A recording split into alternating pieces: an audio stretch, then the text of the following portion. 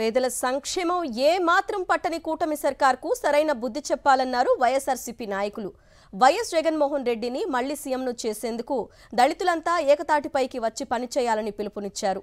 దళిత కులంలో పుట్టాలని ఎవరైనా అనుకుంటారా అన్న చంద్రబాబు నాయకత్వాన్ని ఎవరూ అంగీకరించరన్నారు. వైఎస్ జగన్ 5 ఏళ్ల కాలంలో ఎస్సీల కోసం ఏకంగా 50,000 కోట్లు ఖర్చు చేశారన్నారు.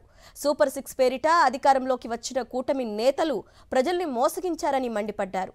వైఎస్ఆర్సీపీ ఎస్సీ సెల్ రాష్ట్ర అధ్యక్షుడు టీజేఆర్ సుధాకర్ బాబు అధ్యక్షతన శ్రీకాకుళం జిల్లా ఎస్సీ సెల్ విస్తృత స్థాయి సమావేశం జరిగింది. సామాజికంగా వెనుకబడినటువంటి ప్రతి ఒక్కరి ఆత్మాభిమానాన్ని ఇదే చంద్రబాబు నాయుడు గతంలో జన్మభూమి కమిటీలు అనేటటువంటి ఒక వ్యక్తుల దగ్గర వాటి తాకట్టు పెట్టే ప్రయత్నం చేశారు.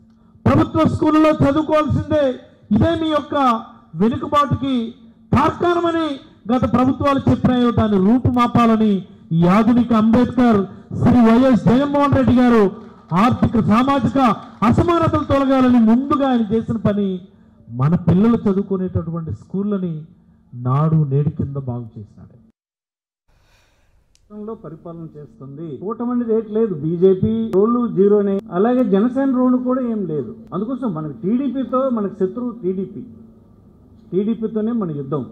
టీడీపీ వాళ్ళు మాత్రం ఎప్పుడు కూటమిని రాస్తారు అంటే వాళ్ళ ఒక్కడి మీద ఈ పాపమంతా పడిపోకుండా ఉండడానికి కూటమి అంటే అందరూ సర్దుకుంటుంది అనుకుంటున్నారు. పాలనలో ఉండేటువంటి లోపాలన్నీ మనం ఎత్తి చూపాలి, టీడీపీకే అది అంటగట్టాలి. మనకు రేపు శత్రువు కూడా టీడీపీనే.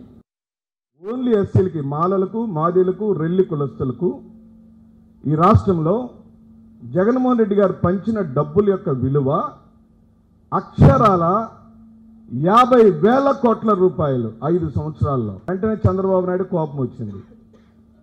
ఇదేంటి మాది వాళ్ళకి ఈ రెల్లి కులస్తులకి ఈ డబ్బులు మార్చడం ఏంటి, వాళ్ళు ఎప్పుడు చేతులు కట్టుకొని నిలబడాలి కదా అని చంద్రబాబు నాయుడు పరివారం అంతా కూర్చొని ఆలోచన చేశారు. సినిమా యాక్టర్ పవన్ కళ్యాణ్ గారు, బీజేపీ వాళ్ళు సపోర్ట్ చేశారు. నువ్వు ఒక ప్రకటన చేయి, సూపర్ 6 అనే పేరుతో నువ్వు ఇచ్చిన అయిపోయినా మేము కూడా సపోర్ట్ నీకే.